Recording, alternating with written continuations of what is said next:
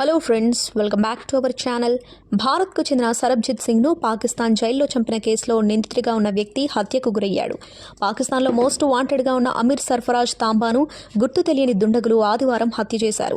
లాహోర్లో ఈ ఘటన జరిగింది. పూర్తి వివరాలు తెలుసుకునేందుకు వీడియోను స్కిప్ చేయకుండా ఎండ్ వరకు చూడండి. లష్కరే తోయిబా ఉగ్రవాద సంస్థ వ్యవస్థాపకుడు హఫీజ్ సయీద్కు తాంబా అత్యంత సన్నిహితుడు. సరబ్జిత్ సింగ్ పంజాబ్లోని బిగ్వెండ్కు చెందిన రైతు. భారత్కు చెందిన సరబ్జిత్ సింగ్ను పాకిస్తాన్ జైల్లో చంపిన కేసులో నిందితుడిగా ఉన్న వ్యక్తి హత్యకు గురయ్యాడు. లష్కరే తోయిబా ఉగ్రవాద సంస్థ వ్యవస్థాపకుడు హఫీజ్ సయీద్కు తాంబా అత్యంత సన్నిహితుడు.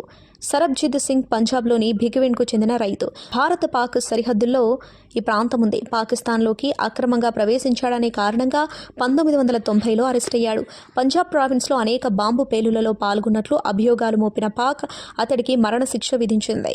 ఈ క్రమంలో లాహోర్లో కోట్ లఖపత్ జైల్లో ఉన్న అతడిపై తోటి ఖైదీలు దాడులకు తెగబడ్డారు. ఇటుకలు, ఇనుప కడ్డీలతో తీవ్రంగా దాడి చేశారు. దాంతో కోమాలోకి వెళ్లిపోయిన సరబ్జిత్ మే 2న 2013న ప్రాణాలు కోల్పోయాడు. అయితే సరబ్జిత్పై దాడి చేసిన నిందితుల్లో సర్ఫరాజ్ ఒకడు. సరబ్జిత్ను నిర్దోషిగా ప్రకటించాలంటూ అతడి కుటుంబం సుదీర్ఘ న్యాయ పోరాటం చేసింది. పొరపాటున తన సోదరుడు సరిహద్దు దాటారని వేడుకున్న అతని సోదరి దల్బీర్ కౌర్ జైల్లో ఉన్న సోదరుని చూసేందుకు పాకిస్తాన్కు వెళ్లి వచ్చారు. చివరకు ఆమె కూడా గత ఏడాది కన్నుమూశారు. ఇది ఫ్రెండ్స్ ఇవాల్టి వీడియో. మీ అభిప్రాయాన్ని కామెంట్ బాక్స్లో కామెంట్ చేయండి.